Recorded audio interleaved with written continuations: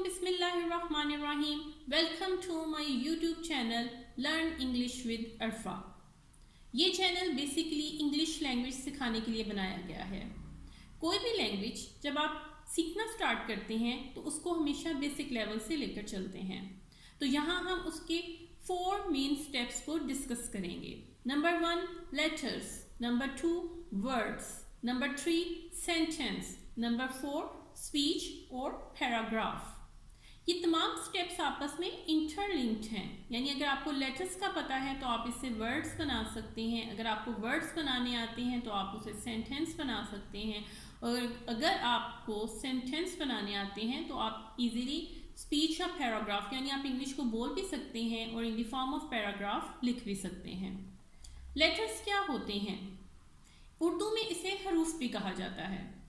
English में ए, B, सी, D, ई, F, जी, ए से लेकर जी तक ये तमाम लेटर्स हैं, और ए से लेकर जी तक collection of all the letters alphabet कहलाती हैं। यानी ए से लेकर जी तक लेटर्स की कलेक्शन को आप अल्फ़ाबेट कहते हैं। अब इंग्लिश अल्फ़ाबेट में टोटल कितने लेटर्स हैं? English alphabet has 26 letters. Total इसमें 26 लेटर्स हैं, और ये इंग्लिश लेटर्स जो हैं 2 टाइप्स की हैं, यानी आप 2 तरह इसको राइट करते हैं। आपने देखा है राइट करते वक्त आप इसको कैपिटल फॉर्म में भी लिखते हैं और स्मॉल फॉर्म में भी लिखते हैं, यानी कैपिटल लेटर्स और स्मॉल लेटर्स। कैपिटल लेटर्स क्या हैं?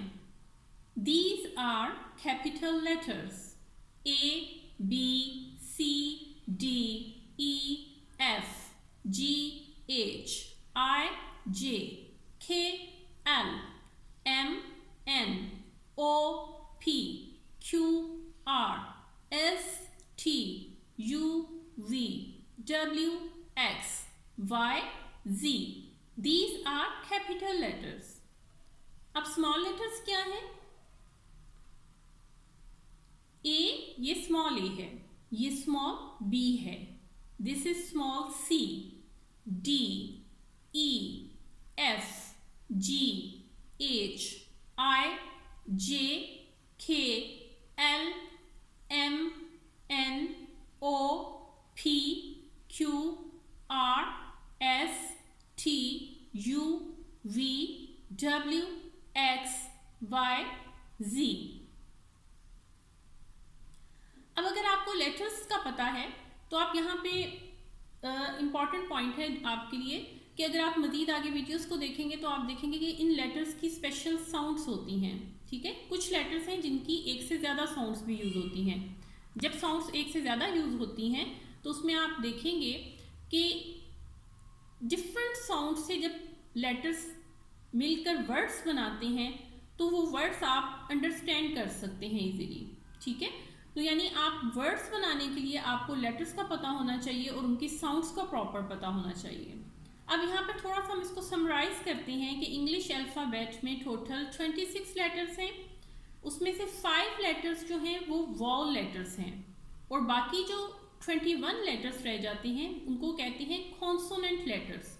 यानी टोटल 26 लेटर्स में से 5 लेटर्स वॉल लेटर्स हैं, और ये लेटर्स हैं walls A, E, I, O, U, और बाकी जो 21 लेटर्स हैं वो कॉन्सोनेंट लेटर्स हैं।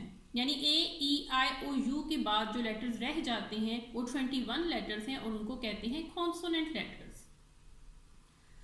अब अगर आपको लेटर्स का पता है, उनकी साउंड्स का पता है, तो अब आप नेक्स्ट स्टेप की तरफ आ जाएंगे जिसे आप कहते हैं वर्ड्स, यानी ग्रुप ऑफ लेटर्स। लेटर्स का ग्रुप आपस में मिलकर वर्ड बना देता है, इसको आप अल्फाज भी कहते हैं।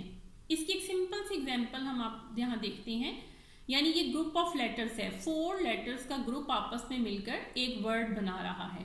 अब ये है बी, आगे चलकर देखेंगे बी की साउंड होती है, ओ की भी होती है और खे की भी होती है। ये डिफरेंट लेटर आपस में मिलकर अपनी साउंड्स देते हैं और ये साउंड्स मिलकर एक वर्ड बनाता है, यानी बी ओ ओ खे, बुक। ओके, अब अगर आपको वर्ड्स बनाने आते हैं, यानी लेटर्स की साउंड्स अगर आपने अंडरस्टैंड कर ली और आपने वर्ड बना लिया, तो आप फिर उसे सेंटेंस भी बना सकते हैं। यानी group of words that gives meaning. ऐसे अल्फाज जो मिलकर आपस में कोई मीनिंग देते हैं उसको आप सेंटेंस कहते हैं।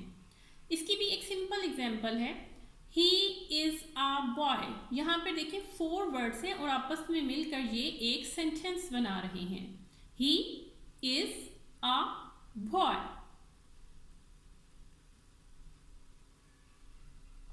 नाउ नेक्स्ट स्टेप, स्पीच या पैराग्राफ। अगर आपको